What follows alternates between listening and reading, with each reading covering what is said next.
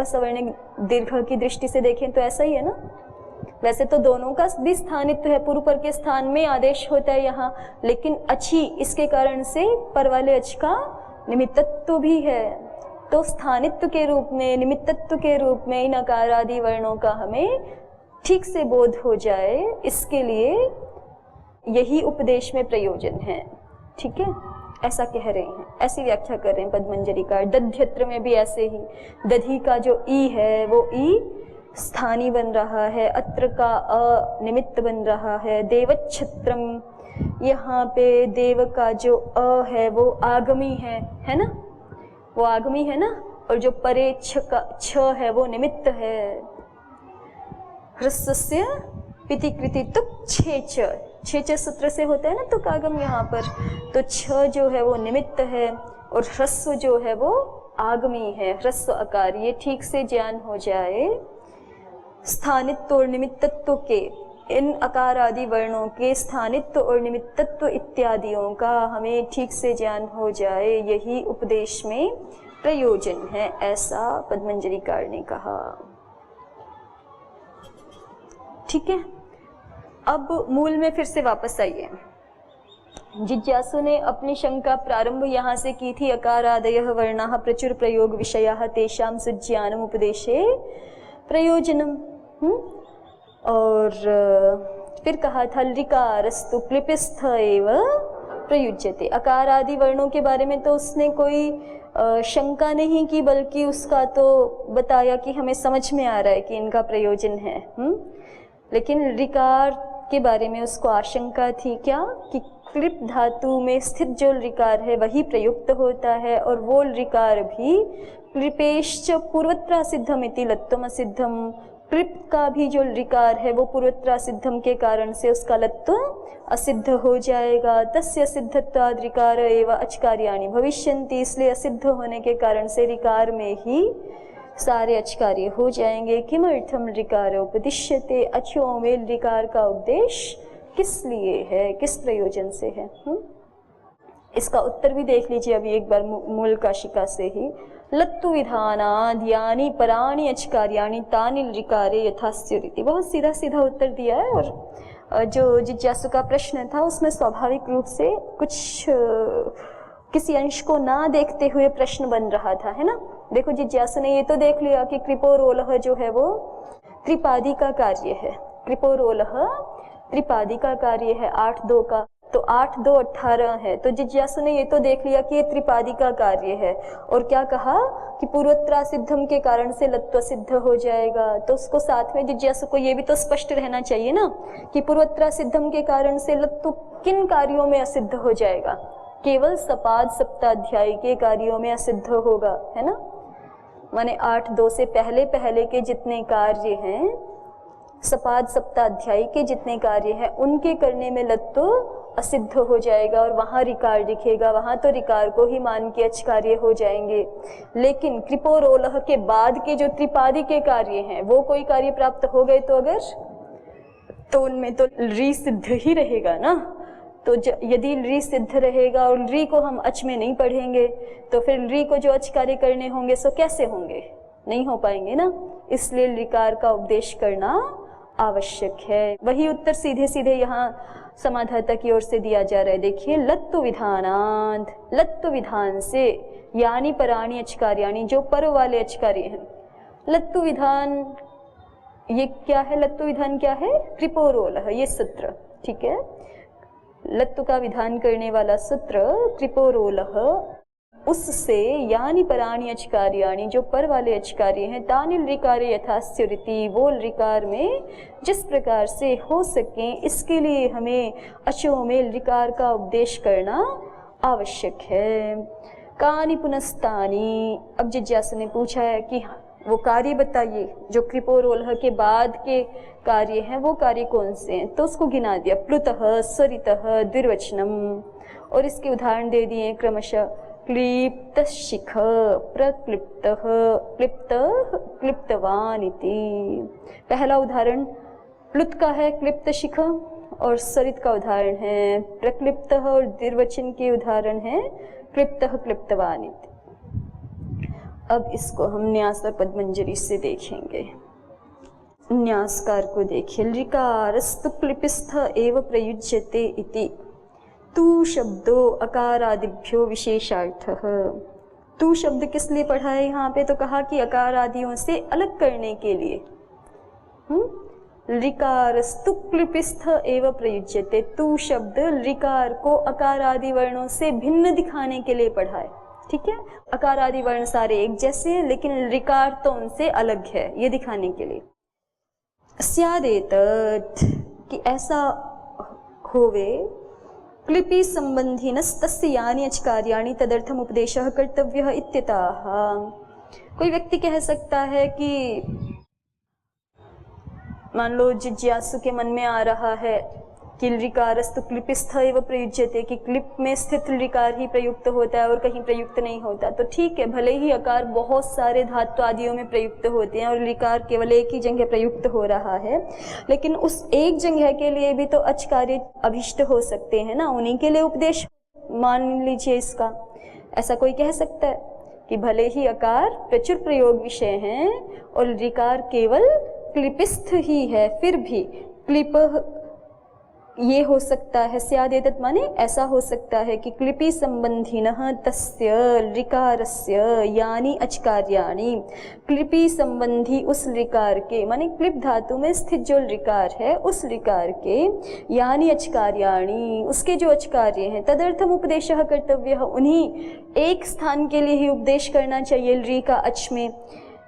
ऐसा कोई कह सकता है कि आप आक्षेप क्यों कर रहे हो? केवल इसी कारण से तो आक्षेप नहीं हो सकता ना कि अकार आदि वर्णों का प्रयोग बहुत जगह मिलता है और ऋ का एक जगह मिल रहा है। भले ही एक जगह मिल रहा हो तो भी तो उसको कार्य कराने हैं ना, उन्हीं कार्यों के लिए क्यों ना ऋकार का उपदेश मान लिया जाए? ये सीधा सीधा प्रश्न बनेगा। तो अग्रिम पंक्ति कह रहा है जिज्ञासु क्लिपेश्च पूर्वत्रा सिद्धम, इस बात की भूमिका बनाई जा रही है कि अगली पंक्ति क्यों कही उसने कि एक जगह प्रयोग मिल रहा है और वो भी असिद्ध हो जाता है। इसका मतलब जिज्ञासु क्या दिखाना चाहता है कि हमें ऋकार को कार्य ही नहीं करना कहीं पर, है ना, ऋकार को हमें अचकार्य ही नहीं करना कहीं पर। यदि क्लिपि में भी करना होता तो भी उसके उपदेश का वही प्रयोजन बन जाता, लेकिन जिज्ञासु तो उसको भी नकार रहा है कि क्लिपि संबंधी ऋकार को भी हमें अचकार्य करने ही एक तरह से नहीं है, क्योंकि वो तो असिद्ध हो जाएगा, इसलिए ऋ को मान के ही अचकार्य कर लेंगे। और जब ऋ को हमें अचकार्य करना ही नहीं है, फिर ऋ को अचों में क्यों पढ़ा? ऐसा प्रश्न बनाना चाहता है। तो ये पंक्ति ठीक हुई। स्यादेतत् क्लिपि संबंधिनस्तस्य, तस्य कस्य? ऋकारस्य, क्लिपि संबंधी जो ऋकार है उसको यानि अचकार्याणि, जो अचकार्य प्राप्त होते हैं, तदर्थम उपदेशः कर्तव्यः, उसी मात्र के लिए हमें क्या करना चाहिए? रील ऋक में ऋकार का उपदेश करना चाहिए। इत्यतः, इसलिए जिज्ञासु और आगे बढ़ रहा है, इतना कह करके नहीं रुक रहा कि ऋकारस्तु क्लिपिस्थ एव प्रयुज्यते, इतना कह करके नहीं रुक रहा, और आगे बोलता है क्या कि क्लिपेश्च पूर्वत्रा सिद्धमिति लत्तम सिद्धम। एक तो अकार आदि की तरह बहुत जगह नहीं मिल रहा ये वर्ण, एक में ही मिल रहा है, और जो एक में मिल रहा है वो भी असिद्ध हो जाता है। ठीक है, इस ऋकार को अचों में पढ़ने का कोई प्रयोजन समझ में नहीं आ रहा, ऐसा जिज्ञासु ने कहा। यद्यसिद्धत्वं ततः किम, और फिर एक एक स्टेप आगे लेकर के जा रहे हैं ये देखिए। अगर जिज्ञासु इतना ही कह करके रुक जाता, क्लिपेश्च पूर्वत्रा सिद्धमिति लत्तम सिद्धम, इतना ही कह के रुक जाता, फिर भी बात पूरी स्पष्ट नहीं होती। फिर वहाँ क्या प्रश्न बन जाता? यदि असिद्धत्वम, ऋ यदि असिद्ध हो भी जाता है, ऋ का यदि असिद्धत्व है भी, तो ततः किम, उससे क्या हो गया? ठीक है, उससे आप क्या कहना चाहते हो? बात पूरी नहीं हुई थी ना। अगर जिज्ञासु इतना ही कहता क्लिप का लत तो असिद्ध हो जाता है पूर्वत्रा सिद्धम के कारण से, तो फिर भी उससे कोई पूछ सकता था कि उससे क्या हो जाएगा, फिर उससे आप क्या कहना चाहते हो? सिद्ध हो गया तो क्या हुआ? इसलिए वो अपनी बात पूरी करता हुआ कहता है कि तस्य सिद्धत्वाद् ऋकार एव अचकार्याणि भविष्यन्तीति। ठीक, ये जिज्ञासु ने पूरी इतनी सारी बात क्यों बोली है, उसके उन जिज्ञासु के वाक्य के एक एक अंश का विवेचन यहाँ पर कर दिया है इन्होंने। ठीक, अब आगे देखिए लत्तु विधानाद्यानि। तो समाधाता ने उसको उत्तर दिया है ना कि ऋकार का हमने जो उपदेश किया है वो किसके लिए किया है? लत्तु विधान से परे जो अचकार्य संभव है ऋ को, उनके लिए। सबसे पहला शब्द था हमारा यहाँ पे लत्तु विधान, तो उसको बता रहे हैं कि लत्तु विधान का अर्थ है यहाँ पे लत्तु विधायक सूत्र। लत्तुम विधीयते येन शास्त्रेण तल लत्तु विधानम। लत्तु का विधान किया जा रहा है जिस शास्त्र के द्वारा, शास्त्र माने सूत्र के द्वारा। तल लत्तु विधानम, वो लत्तु विधान सूत्र कहला रहा है यहाँ पे। करणे लिट, यहाँ पे हमने विधान शब्द में विपूर्वक धा धातु से जो लिट किया है वो करण अर्थ में कर लिया है। विपूर्वक धा धातु से करण अर्थ में लिट है। अथवा भावे, या फिर दूसरी तरह से भी देख सकते हैं, या फिर विधान शब्द में हमने लिट भावार्थ में ही किया, विधिर विधानम। ठीक है, तो इस समय विधानम का अर्थ क्या हो जाएगा? विधि।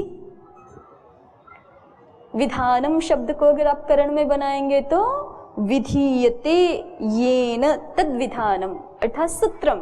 ठीक है, लत्तु का विधान किया जाता है जिस सूत्र के द्वारा, वो विधायक सूत्र विधान इस शब्द से कहा जाएगा।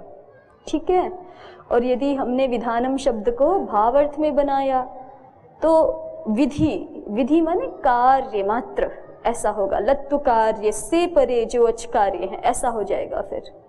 ठीक, अथवा भावे विधिर विधानम लत्वस्य विधानमिति षष्ठी समासः, और यहाँ षष्ठी समास कर लेंगे हम। ततः पराणि एतेन लत्वस्य तेषु सिद्धत्वं दर्शयति। अच्छा, ये जो आप बता रहे हैं कि कृपोरोलः सूत्र हमारा 8.2 का 18वां सूत्र है ना, तो इससे परे यदि कोई अचकार्य हैं तो उनकी दृष्टि में लत्व असिद्ध रहेगा कि सिद्ध रहेगा? पूर्वत्र सिद्धम होता है ना, पूर्वत्र, पूर्वत्र माने पूर्व में जो कार्य हैं उनको करने के लिए, या पूर्व की दृष्टि में यहाँ पे त्रिपादी के कार्य असिद्ध होते। पूर्वत्र, पूर्वत्र माने सपाद सप्ताध्याय्याम त्रिपादी असिद्धा भवति, ऐसा बोलते हैं ना सूत्रार्थ। और त्रिपादी में भी जो पर वाले सूत्र हैं वो पूर्व की दृष्टि में असिद्ध रहते हैं, ऐसा है ना।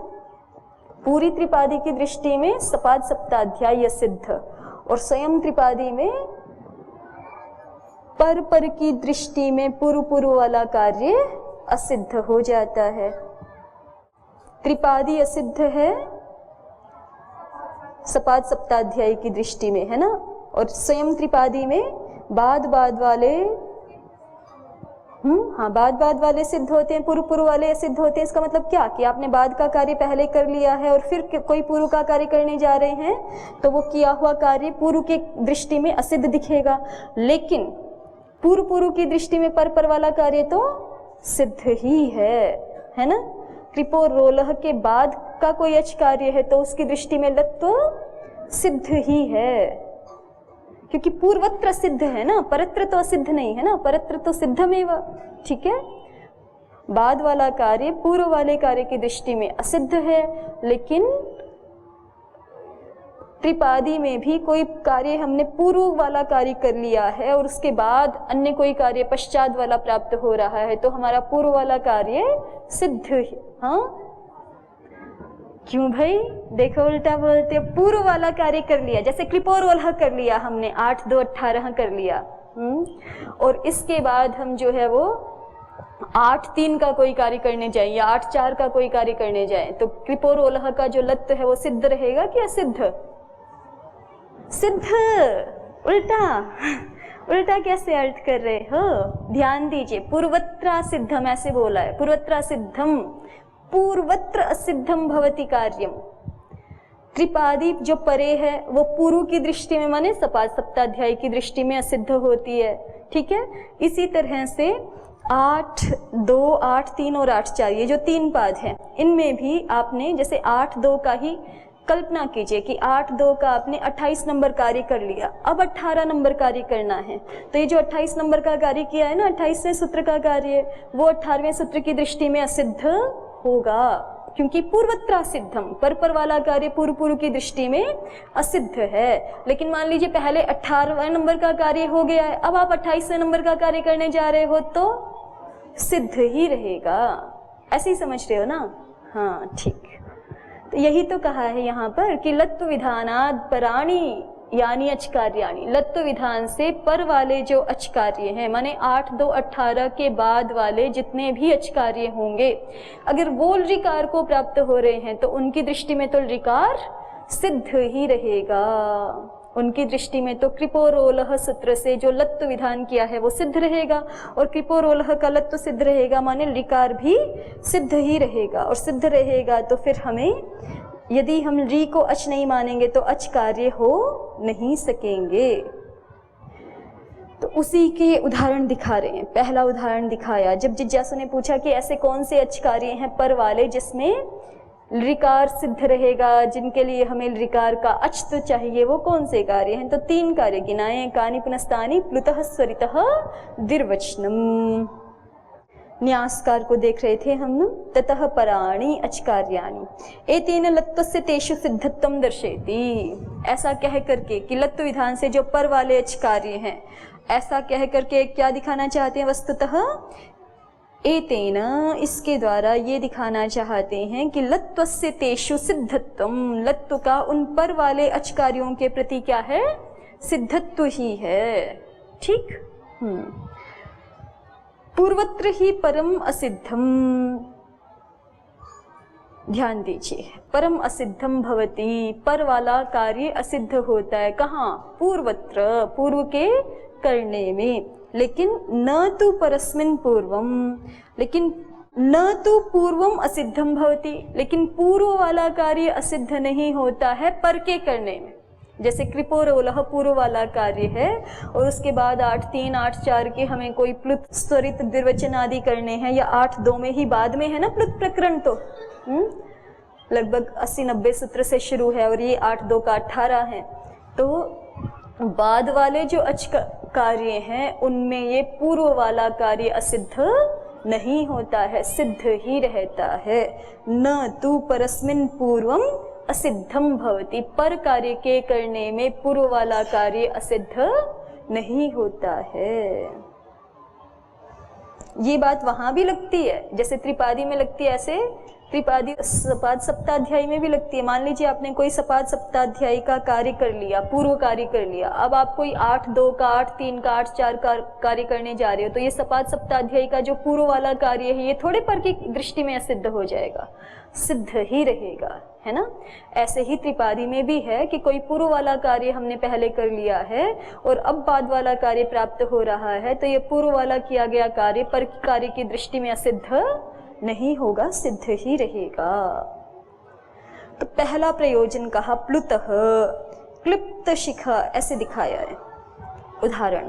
क्लिप्ता शिखा यस्येति बहुव्रीहिः, क्लिप्ता शिखा यस्य, क्लिप्ता माने क्लिप्त कर दी गई है, बना दी गई है, काट छाट के ठीक कर दी गई है, शिखा जिसकी, क्लिप्ता शिखा यस्य स क्लिप्त शिखा। तो सीधा सीधा समास, पहले बहुव्रीहि समास कीजिए सीधा सीधा। क्लिप्ता शिखा यस्य, क्या लिखेंगे? क्लिप्तासु शिखासु, है ना। क्लिप्ता शिखा यस्य,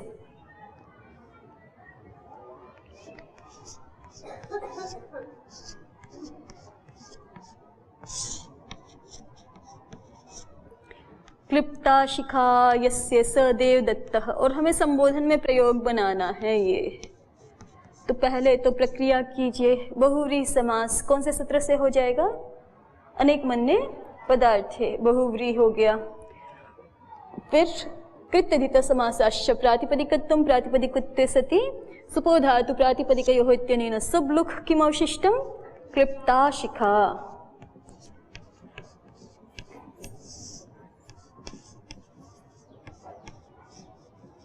यहाँ पूर्व पद में एक कार्य होगा, क्लिप्ता को क्लिप्त ह्रस्व होना है, कैसे हो जाएगा? 6-3 में पुंवद भाव विधान करने वाला सूत्र है कोई? बोलिए। स्त्रियाः पुंवद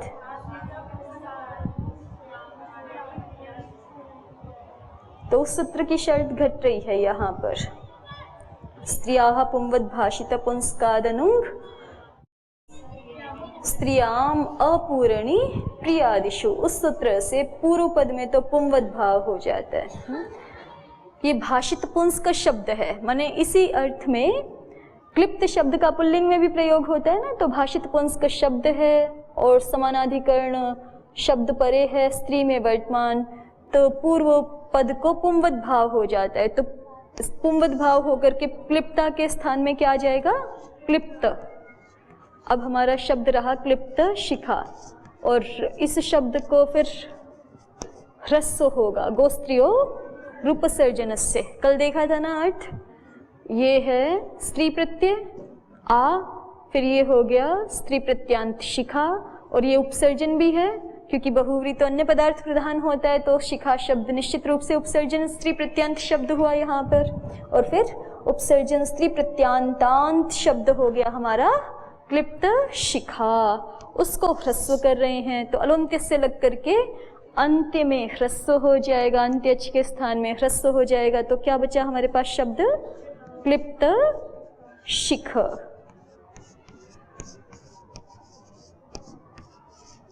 क्लिप्त शिख ऐसा शब्द बचा। अब इसको हमें संबोधन में लेके जाना है, तो संबोधन में जो सु आता है उसका क्या हो जाता है? एंग ह्रस्वात् संबुद्धे है। ये ह्रस्वांत शब्द है ना, एंग से उत्तर और ह्रस्वांत से उत्तर संबुद्धि के सु का लोप हो जाता है। ठीक है, तो लोप हो गया तो क्या बचा? क्लिप्त शिख, इतना बचा। अब इसको, ये तो शब्द प्रक्रिया हो गई। अब यहाँ पे मुख्य प्रयोजन शुरू होगा। देखिए, क्लिप्ता शिखा यस्य इति बहुव्रीहि, क्लिप्ता शिखा यस्य, ये बहुव्रीहि समास है। अत्र गुरोरन्वितः इत्यादि ना प्लुतो विधीयते। यहाँ पर गुरोरन्वितः इत्यादि सूत्र के द्वारा हम प्लुत का विधान करते हैं। स च अचश्च इत्येवं स्थानिनम उपस्थापयति, और वो जो हमारा प्लुत है वो प्लुत विधान अचश्च इसको स्थानी के रूप में उपस्थित करा देता है ना, क्योंकि ह्रस्व दीर्घ प्लुत जो है वो अच के स्थान में होते हैं। अचश्च परिभाषा की हुई आचार्य ने, तो इसलिए प्लुत विधान स्वयं ही अचश्च इस परिभाषा के कारण से अच को स्थानी के रूप में उपस्थित करा देता है। ऋकारस्य अक्षु अनुपदेशाद, और ऋकार को यदि हम अक्षु अनुपदेशाद माने अचों में यदि उपदेश ना करें तो असति अचत्वेन स न स्यात्। ऋकारस्य अक्षु अनुपदेशाद, ऋकार का यदि अचों में उपदेश ना होवे तो फिर असति अचत्वे, तो फिर ऋकार का अचत्व नहीं बनेगा। अचत्व नहीं बनेगा तो प्लुत विधान जो ऋकार को होना चाहिए वो नहीं हो पाएगा। सूत्र निकाल के देखिए, 8-2-86 नंबर सूत्र है ना। वाक्य से ते प्लुतः उदात्तः, ये प्रकरण चल रहा है। सामान्य रूप से इस पूरे प्रकरण में क्या विधान किया जा रहा है? वाक्य के टी भाग को प्लुत हो जाए, उदात्त प्लुत, ठीक है, प्लुत भी हो जाए, और वो कैसा प्लुत होना चाहिए? उदात्त प्लुत। अब मान लीजिए जैसे ये संबोधन में बनाया है हमने, है ना, तो संबोधन में हम दूर से संबोधन कर रहे हैं किसी को, तो दूरात् धूते च का विषय बना, ऐसा मान लीजिए, ठीक है। दूरात् धूते च से हम क्या करना चाहते हैं? प्लुत करना चाहते। तो दूरात् धूते च सूत्र से विधीयमान जो प्लुत है ना, तो वो तो वाक्य के टी भाग को होगा। हम केवल इतना ही बोल रहे हैं, हे क्लिप्त शिख, तो यही हमारा वाक्य हो गया। एक शब्द भी वाक्य हो जाता है ना, शब्दात्मक भी वाक्य होता है, तो यही हमारा वाक्य है। तो इसका जो टी भाग है वो तो ये वाला अ है, इसको प्लुत होगा सामान्य रूप से, लेकिन हमें तो री को कार्य दिखाना है ना, तो इसको प्लुत दिखाने से कुछ बनेगा नहीं। तो इसलिए दूरात् धूते च के विषय में ही आगे देखिए, एक सूत्र है, गुरोरन्वितो अनन्तस्याप्येकैकस्य प्राचाम। ये सूत्र ऊपर वाले 3 सूत्रों को विषय बनाता है, माने एक तरह से 3 सूत्रों का शेष है। प्रत्यभिवादे शुद्रे दूरात् धूते च और हई है प्रयोगे हई हयो हो, इन तीनों सूत्रों से जो प्लुत प्राप्त होता है ना, उसके बारे में गुरोरन्वितो एक विशेष बात कहता है। क्या? कि सबसे पहले तो देखिए अनृतः, अनृतः माने रिकार को छोड़ करके। अब हम जो कार्य कहने जा रहे हैं इस 86वें सूत्र से, वो कार्य किसको होगा? रिकार को छोड़ करके होगा, रिवर्ण को नहीं होगा। तो किसको होगा? कहा गुरो हो, किसी भी गुरु वर्ण को, अनंत्यस्य, जो कि उस शब्द में अंत्य ना हो, अंत्य गुरु वर्ण ना हो, उसको भी, अपि, अपि माने उसको भी, एक एकस्य माने एक एक को, एक बार में एक को प्लुत हो जाता है, प्राचाम, प्राच्याचार्यों के मत में। ठीक है, अर्थ पता चला। सामान्य रूप से यदि गुरोरनितो सूत्र ना होता तो दूरात धूते जैसे हम इसको प्लुत करना चाहते हैं तो यही प्लुत होता, ऐसा केवल वाक्य से ते प्लुतः उदात्तः लगता और यही प्लुत होता। लेकिन अब गुरोरनितो सूत्र ने क्या कह दिया कि ये ऊपर वाले जो 3 सूत्र हैं, कौन कौन से? प्रत्यभिवादे शूद्रे, दुराद्धूते च और हई है प्रयोगे हई हयो हो। इन 3 सूत्रों से यदि हम प्लुत का विधान कर रहे हैं तो ये जो अंतिम टी भाग को प्लुत प्राप्त है सो तो है ही, एक पक्ष में वो हो जाएगा। उसके अतिरिक्त किसको प्लुत हो सकता है? इन वाक्यों में और जो कोई भी गुरु संज्ञक वर्ण है उसको भी प्लुत हो सकता है, लेकिन एक साथ सबको नहीं होगा। मान लो कई सारे गुरु हैं, या फिर अंत में भी तभी कर दो और जो है वो गुरु को भी एक साथ कर दो, ऐसे नहीं, एक एक करके होगा। या तो अंत्य को कर लो, अंत्य टी संज्ञक को कर लो, या तो किसी गुरु को कर लो, और गुरु भी 2-3 हैं तो उनको भी क्रमशः एक एक करके होगा, एक प्रयोग में एक प्लुत।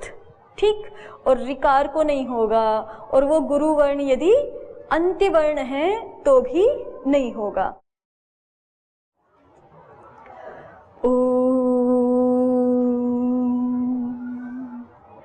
शांति शांति शांति।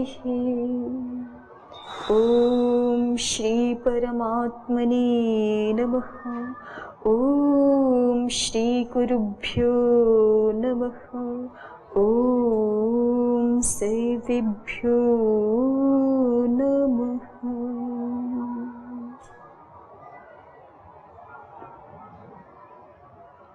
ओ